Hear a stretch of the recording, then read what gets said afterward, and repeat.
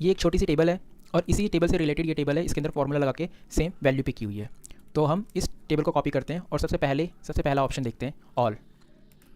All क्या करता है, जो टेबल आपने कॉपी कर रखी है वो सेम की सेम टेबल दूसरी जगह कॉपी कर देगा। Same format, same value, same formula, कुछ भी चेंज नहीं करेगा, सेम का सेम पेस्ट कर देगा। ये चीज़ आप कंट्रोल वी और एंटर के थ्रू भी कर सकते हैं। विंडो कैसे ओपन होती है पेस्ट स्पेशल की, पहले मैं ये बता देता हूँ। इसके दो ऑप्शन है, एक या तो आप राइट क्लिक करिए जहाँ पे आपको वो पेस्ट करना है और पेस्ट स्पेशल पे क्लिक करके आप वो विंडो ओपन कर सकते हैं। दूसरा, या आप होम टैब पे जाइए, वहाँ पेस्ट में जाइए और वहाँ पे पेस्ट स्पेशल पे क्लिक करके आप विंडो ओपन कर सकते हैं पेस्ट स्पेशल की। और बाकी जो ऑप्शन दिए हुए हैं ये सारे वही हैं जो अंदर पेस्ट स्पेशल विंडो के अंदर दिए हुए हैं ऑप्शन, वही चीज़ है जो थोड़े बहुत उन्होंने बाहर मेंशन किए हुए हैं।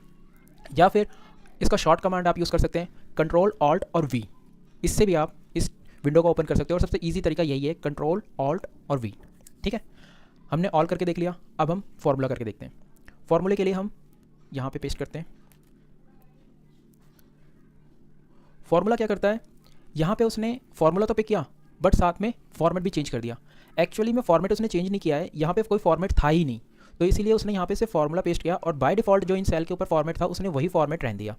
एक्सेल के अंदर इन सेल के ऊपर बाय डिफ़ॉल्ट एक फॉर्मेट सेट है, जैसे आप अल्फ़ाबेटिक टाइप करेंगे तो एंटर करने पे ये लेफ्ट साइड जाते हैं, अगर आप नंबर टाइप करेंगे तो एंटर करने पे ये राइट साइड जाएंगे, और अगर आप कोई एरर आ जाती है जैसे एस को डिवाइड एच से डिवाइड किया तो एरर वो सेंट्रलाइज आती है। ये माइक्रोसॉफ्ट एक्सेल का अपना डिफ़ॉल्ट फॉर्मेट है, तो इस सेल के ऊपर कोई फॉर्मेट नहीं था इसलिए उसने फॉर्मेट चेंज कर दिया। अगर आप यही चीज़ यहाँ पे करें, आपने ये वैल्यू कर दिया और यहाँ पे थोड़ा फॉर्मेट भी चेंज कर दिया, आपने यहाँ पे येलो कलर कर दिया। ठीक है, अब अगर आप ये फॉर्मूला यहाँ पे लाएंगे और बाय फॉर्मूला आप यहाँ पे पेस्ट करेंगे तो वो सिर्फ फॉर्मूला पेस्ट करेगा, फॉर्मेट के ऊपर कुछ भी नहीं करेगा। आप देखिए एड्रेस बार के अंदर ये फॉर्मूला यहाँ पे आ गया, पर उसने येलो कलर को रिप्लेस नहीं किया अपनी टेबल के थ्रू, तो फॉर्मूला सिर्फ फॉर्मूला उठा के लाएगा और कोई चीज़ उसके अंदर एक्स्ट्रा नहीं आती। उसी तरीके से आप यहाँ पे वैल्यू करके देख लीजिए, यहाँ पे फॉर्मूला है और आप ये यहाँ पे पेस्ट करते हैं बाय वैल्यू, तो वो सिर्फ वैल्यू को उठा के लाएगा, फॉर्मेट में कोई छेड़छाड़ नहीं करेगा। बट अगर आप कहीं दूसरी जगह जहाँ पे कोई फॉर्मेट नहीं है वहाँ पे वैल्यू को पेस्ट करेंगे तो वो उन्हें नंबर में कन्वर्ट कर देगा। ये देखिए ये सेंट्रलाइज क्या हुआ, ये मैंने खुद सेंट्रलाइज किया है बट ये बाय डिफ़ॉल्ट है कि नंबर राइट साइड जाता है। ठीक है, तो एक्चुअल में जो वैल्यू का करता है वो सिर्फ फॉर्मूले को वैल्यू में कन्वर्ट करेगा और कोई चीज़ चेंज नहीं करता। Next, format.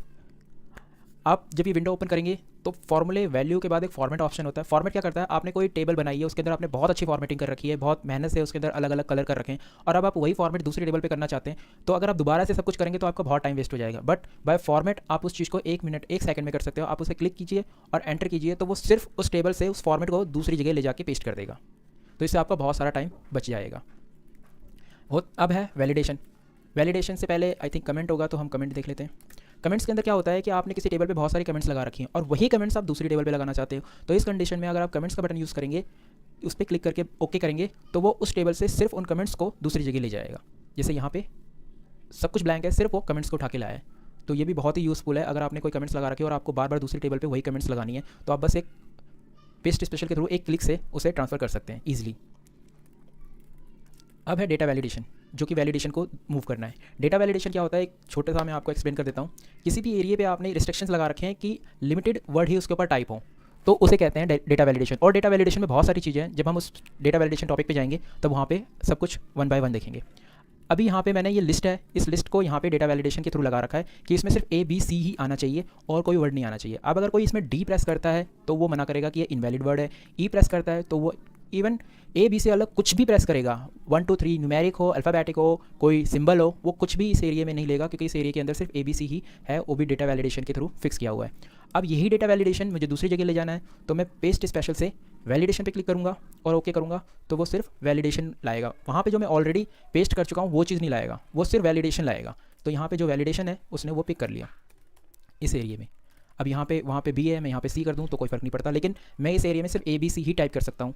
तो ये होता है डेटा वैलिडेशन।